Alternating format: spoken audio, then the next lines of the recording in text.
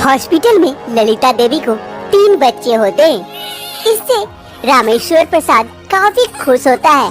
रामेश्वर प्रसाद एक बच्चे को अपनी गोदी में उठाता है और ललिता देवी के सामने लेके जाता है। अरे ललिता, ये देखो कितना प्यारा सा बच्चा हुआ है हमारा।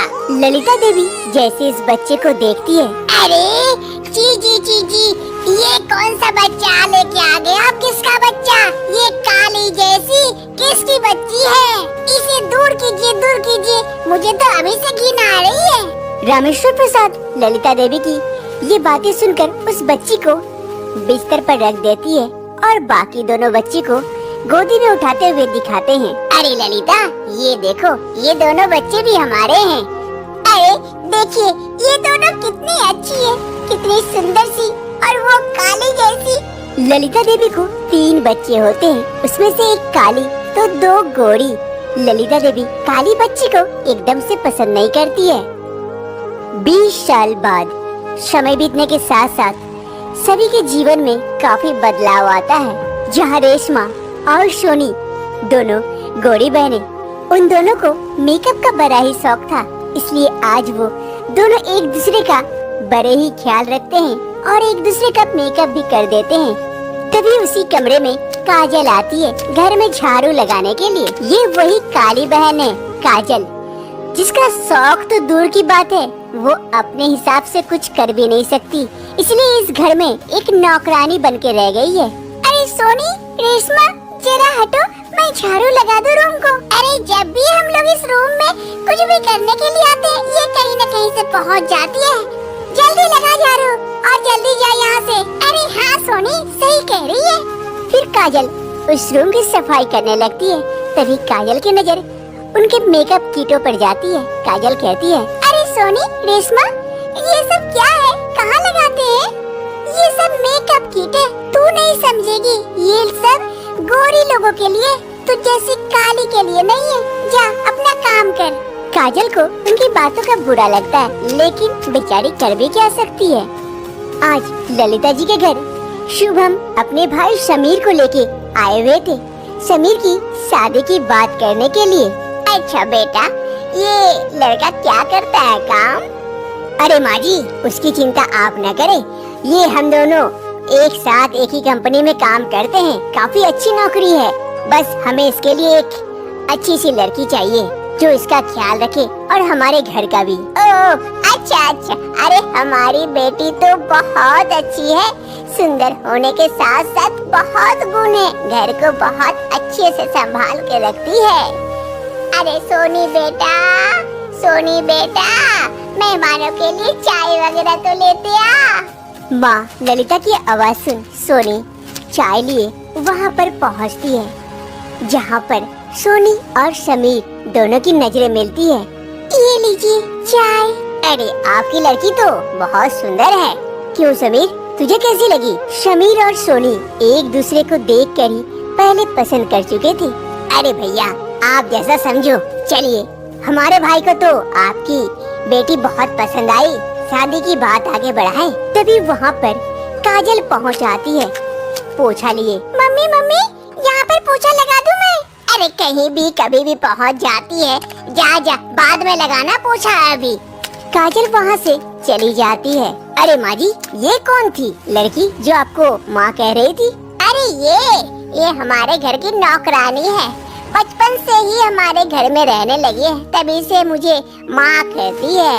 ओह अच्छा, तो ठीक है माँ जी, हम चलते हैं। पंडित जी से बात करके जैसा भी होगा हम आपको बता देंगे।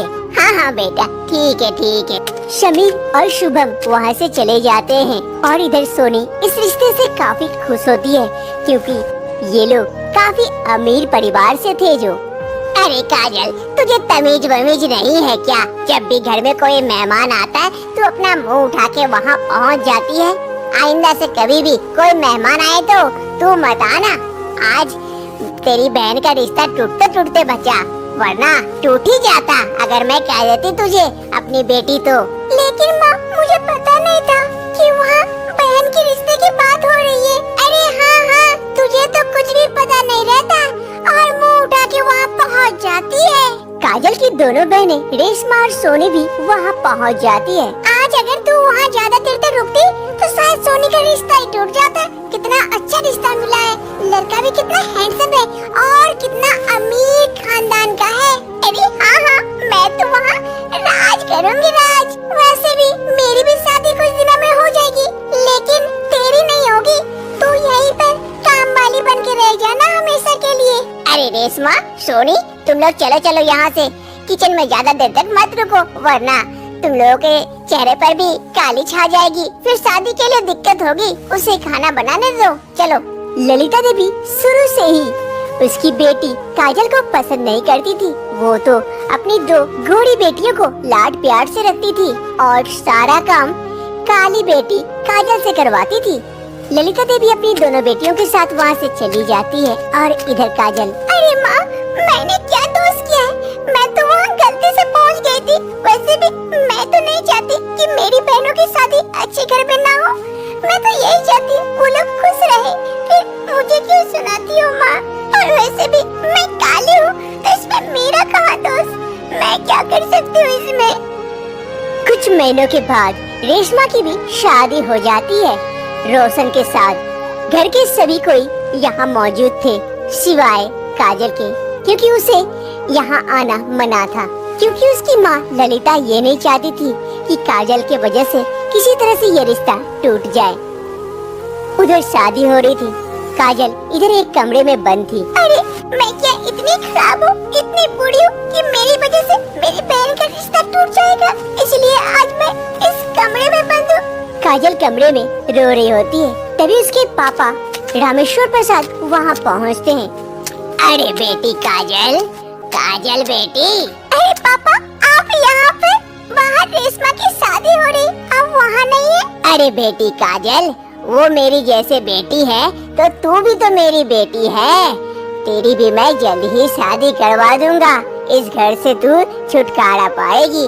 तेरी माँ तुझ पर कितना जुल्म ढाती है वो मुझे पता है बेटी, लेकिन क्या कर सकता हूँ बोल। अब मैं घर में दिन भर नहीं रहता हूँ और तेरी माँ तुझे सारा काम घर का करवाती है। चिंता मत कर बेटी, तेरे लिए भी एक अच्छा सा लड़का देखूंगा ताकि वो हमेशा तुझे प्यार करे और खुशी रखे। कुछ महीनों के बाद रामेश्वर प्रसाद अपनी बेटी काजल के लिए एक अच्छा सा रिश्ता गोविंद का लाते हैं। उससे अपनी बेटी काजल का शादी करवा देते हैं। गोविंद एक किसान है, काफी मेहनती किसान है और एक अच्छा इंसान है। इस शादी से रामेश्वर प्रसाद काफी ज्यादा खुश होता है कि कम से कम वो अपनी बेटी काजल का घर बसा दिया। वहीं दूसरी ओर, अरे अच्छा है, गई बला टैली हमारी। शादी के बाद काजल एक गांव में आ जाती है जहां उसे घर का सारा काम करना पड़ता है, लेकिन वो गोविंद के साथ काफी खुश थी। अरे काजल, मैं खेत जा रहा हूँ। अरे रुकिए रुकिए, ये टिफिन तो लेते जाइए, आप वहाँ भूखे रहेंगे क्या? अरे काजल, तुम मेरा कितना ख्याल रखती हो। अरे मैं आपका ख्याल नहीं रखूंगी तो और कौन रखेगा? मैं आपकी बीवी हूँ ना। ये टिफिन लीजिए और जाइए। गोविंद वो टिफिन ले लेता है और खेत की ओर निकल पड़ता है। गोविंद काजल से बहुत प्यार करता था। एक रोज गोविंद बाहर खटिया में बैठा हुआ था, तभी काजल की दोनों बहनें सोनी और रेशमा पहुंचती है वहाँ। काजल, काजल। गोविंद उन दोनों को देखकर तुरंत उठ खड़ा होता है और उनका स्वागत करता है। अरे सारी साहिबा, आप लोग आइए आइए, घर के अंदर आइए। अरे नहीं नहीं, हम लोग यहीं बैठ जाते हैं। अरे नहीं नहीं, यहाँ क्यों? अरे काजल, काजल जल्दी आओ बाहर, देखो कौन आए हैं। अरे कौन आए हैं? अरे सोनी, रेशमा, तुम लोग यहाँ? हाँ काजल, तुमसे मिलने का मन किया तो हम लोग यहाँ आ गए। अरे काजल, तुम इन दोनों को घर के अंदर लेके जाओ, मैं बाजार से आता हूँ। फिर काजल अपनी दोनों बहनों को घर के अंदर लेके जाती है और इधर गोविंद बाजार की ओर चल जाता है। काजल अपनी दोनों बहनों को अपने घर के अंदर लाकर बैठाते हैं। अरे रेशमा, सोनी, ये लो समोसा खाओ, खास तुम्हारे जीजा जी बाजार से लेके आए। इनका टेस्ट बड़ा अच्छा है समोसा का। अरे नहीं नहीं, इसकी क्या जरूरत है? अरे सारी साहिबा, खा के देखिए, एक बार खाइएगा तो उंगली तक चाट जाइएगा, इतना टेस्टी समोसा है। फिर काजल समोसा का प्लेट सोनी और रेशमा को दे देती है। वो दोनों समोसा खाते हैं। अरे वाह, सच में बहुत बढ़िया टेस्ट है। एक काम करो, तुम लोग दोनों थोड़ा सा बैठो, मैं खाना चढ़ा के आती हूँ। अच्छा ठीक है। अरे काजल, तुम्हारी बहन आई है इतने दूर से, तुम उन लोगों के साथ बैठ के बातें करो, खाना मैं चढ़ा देता हूँ। उधर तुम्हें देखने की कोई आवश्यकता नहीं है, मैं हूँ ना, मैं सब संभाल लूँगा। गोविंद ये कहते हुए रसोई की ओर चला जाता है और काजल जाके उनके बगल में बैठ जाती है और बहनों के साथ खूब बातें करती है। कुछ समय बाद, अरे तुम लोग बैठो, मैं एक बार आती हूँ, नहीं तो कहीं खाना में नमक ज्यादा या कुछ और दे दिए तो हुआ, आज खाने का कल्याण हो जाएगा। फिर काजल वहाँ से चली जाती है। अरे सोनी देख, इन दोनों में कितना प्यार है, कितना प्यार से रहते हैं ये दोनों। हाँ सही कह रही है रेशमा। गोविंद और काजल दोनों रसोई में आकर खाना बना रहे होते हैं और एक दूसरे से झगड़ भी रहे थे। अरे काजल, तुम यहाँ क्यों आ गई? जाओ, तुम्हारी बहनें आई हैं, तुम उनसे बातें करो, मैं यहाँ बना लेता हूँ खाना। अरे नहीं नहीं, आप अकेले नहीं सकेंगे, अगर आपका हाथ जल गया तो? अरे कुछ नहीं होगा मेरा। गोविंद और काजल इधर खाना बनाने के साथ साथ एक दूसरे का ख्याल भी रख रहे थे। वहीं खिड़की के पीछे से सोनी और रेशमा ये सब देख रही होती है और खुद में अफसोस करती है। अरे सोनी देख, हमने क्या सोचा था और क्या निकला। ये दोनों कितने प्यार से रहते हैं और खुशी खुशी, भले ही इनके पास पैसा नहीं है ज्यादा, लेकिन एक दूसरे के साथ खुश रहते हैं। हाँ हाँ रेशमा सही कह रही है। और हमारे साथ जो बर्ताव होता है, हमारे पास इतना पैसा है लेकिन एक दिन भी हम चैन की सांस नहीं लेते। हाँ सोनी, इसीलिए किसी ने सच कहा है, पैसे से ज्यादा प्यार से रहना होता है। प्यार जिसके पास हो, पैसे की क्या जरूरत। देखो कितने खुशी से ये लोग हैं और हम लोग, हमारे पास पैसे सब कुछ है, लेकिन हम दोनों खुश नहीं है अपनी जिंदगी से। पैसे से ज्यादा प्यार अहमियत रखता है। भले ही पैसा कम हो, लेकिन प्यार ज्यादा होना चाहिए तो जिंदगी खुशी खुशी कट जाती है, जैसे काजल और गोविंद की कट रही है। एक सुबह सूरज शादी करके कुसुम को अपने घर लेकर आता है। माँ, माँ, माँ। सूरज की आवाज सुन उसकी माँ जल्दी से गेट के पास आती है। आते ही उसकी माँ माला देवी के होश उड़ जाते हैं। अरे बेटा, ये कौन है? ये किस काली लड़की को साथ लेके आए हो और माला क्यों पहने हुए हो तुम लोग दोनों? अरे माँ, ये मेरी पत्नी है, मैं इसे शादी करके लेके आया हूँ। अरे ये क्या कर रहे हो बेटा, शादी करके लेके आए हो? कुछ भी कहा नहीं, अचानक से किसी भी लड़की को पकड़ के लेके आ गया और बोल रहे हो शादी करके लेके आए हैं। कोई मजाक कर रहे हो तो जाओ इसे घर छोड़ के आओ बेटा, ऐसा मजाक नहीं किया करते। अरे माँ, मैं कोई मजाक नहीं कर रहा हूँ, मैं सच में मंदिर में इससे शादी करके आया हूँ। मैं इससे काफी दिनों से प्यार करता था और आज हमने शादी कर ली। अरे बेटा, तेरा तो दिमाग खराब हो गया। इस लड़की ने ही कहीं जो तुझ पर जादू टोना की होगी, जिस कारण तुझे फंसा कर इस घर में घुसना चाहती थी। ए लड़की, चली जा यहाँ से। अरे माँ, कुछ भी कह रही हो, मैं इससे प्यार करता हूँ और ये मुझ पे कोई जादू टोना नहीं की है। अगर तुम आरती का थाली लेकर अगर आरती करके हमें घर घुसाना चाहती हो तो ठीक है, वरना मैं भाभी को बुलाता हूँ। तभी सूरज की भाभी मीनाक्षी वहाँ पर आरती की थाली लिए पहुँच जाती है। अरे देवर जी, बुलाने की कोई आवश्यकता नहीं है, मैं तो आरती की थाली रेडी करके लेके आई हूँ आप दोनों की आरती करने के लिए। भाभी, इस घर में सिर्फ आप ही मुझे समझती हो और कोई नहीं।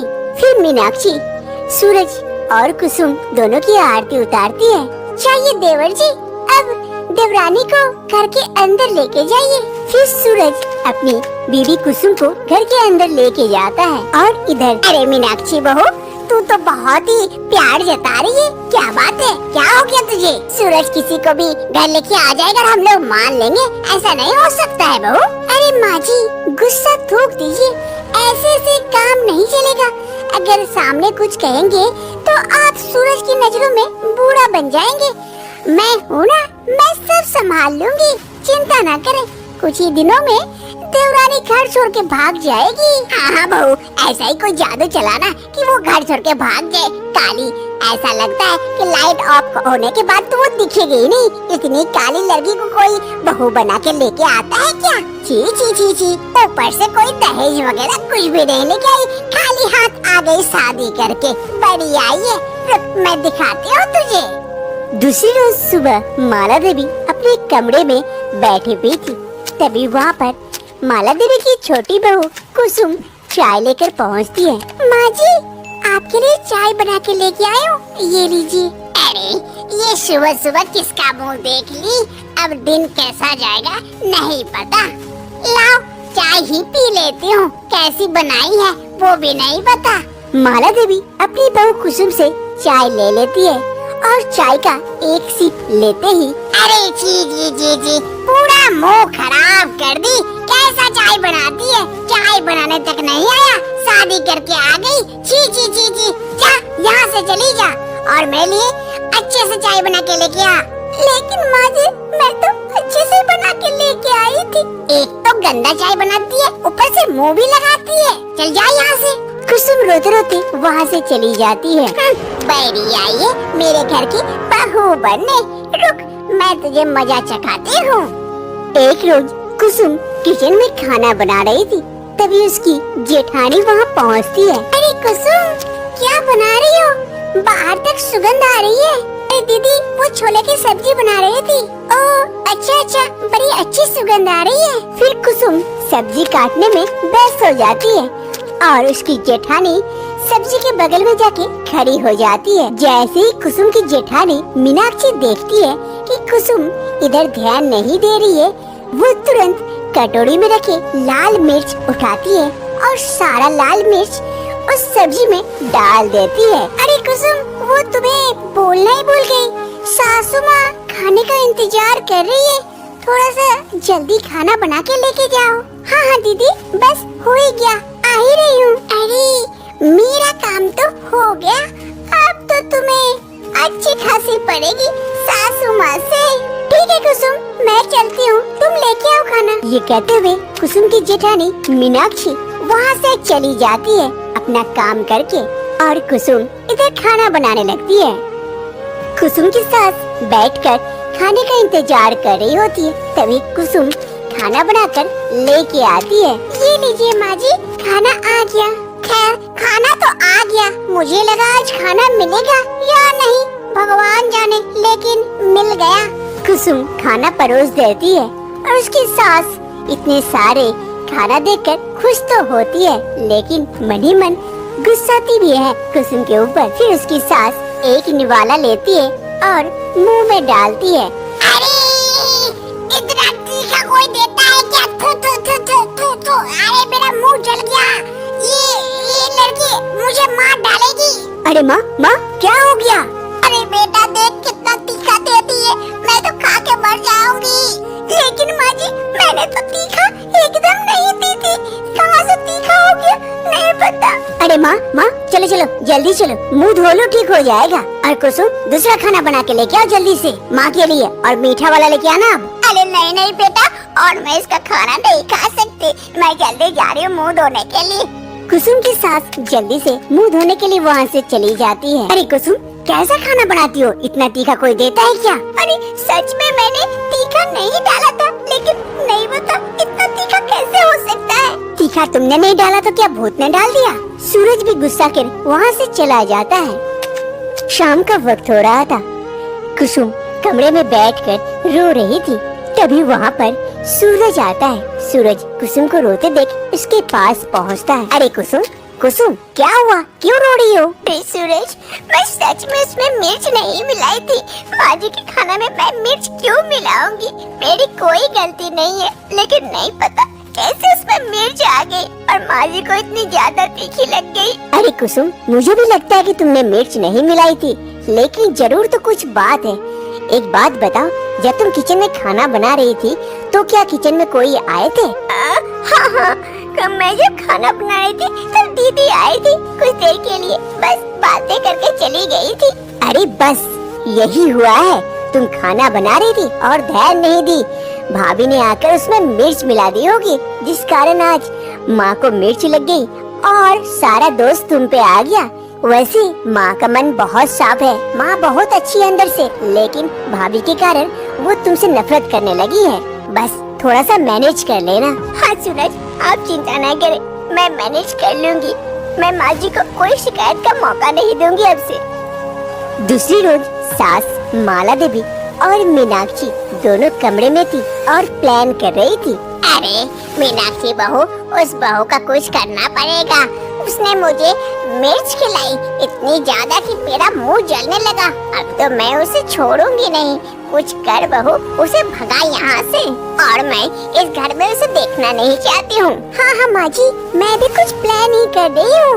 देखना अब आज के बाद वो नजर नहीं आएगी इस घर में। चलो अच्छा है, ठीक है बहू। सास और बड़ी बहू मीनाक्षी दोनों मिलकर प्लान करती है कि किस तरह से कुसुम को इस घर से निकाला जाए, क्योंकि कोई भी कुसुम को पसंद नहीं करती थी। मीनाक्षी और उसकी सास के प्लान के मुताबिक मीनाक्षी सीढ़ी पे तेल छिड़क देती है ताकि कुसुम सीढ़ी पे चढ़ने जाए और गिरकर उसका पैर हाथ कुछ टूट जाए और वो इस घर से जल्दी चले जाए। माँ जी हो गया, तेल मैंने छिड़क दी।